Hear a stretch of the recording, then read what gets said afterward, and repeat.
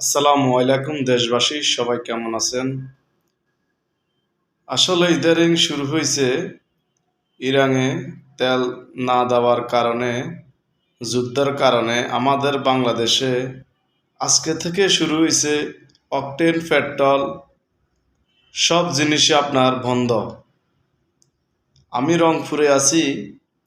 রংপুর প্রায় ৮-৯টা পাম্পে গেলাম, সব পাম্পে আপনার লেখা আছে অকটেন নাই।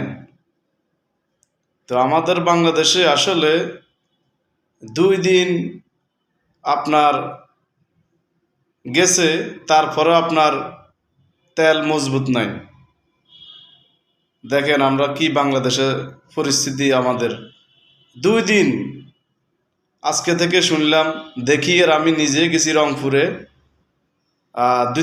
10টা পাম্পে গেছি, একটা পাম্পে পাইছি। তো দেখেন আমাদের বাংলাদেশে আসলে 2 দিন পরে শুরু হয়ে গেছে, মানে তেল নাই। তো আমরা কি বাংলাদেশে আছি? আমাদের দেশে কি কি পর্যটন পরিমাণ তেল নাই, 2 দিন চালাতে পারেন না। সব পাম্পে দেখিয়ে দেন আপনার তেল নাই, লেখা আছে তেল নাই, অকটেন পেট্রোল কিছুই নেই। তা আমি রংপুর 3-4 মানে 10-12টা আপনার পাম্পে গেছি, এই সিস্টেম। কালকে থেকে আপনার সব পাম্প বন্ধ, আজকে থেকে বন্ধ। তো কাল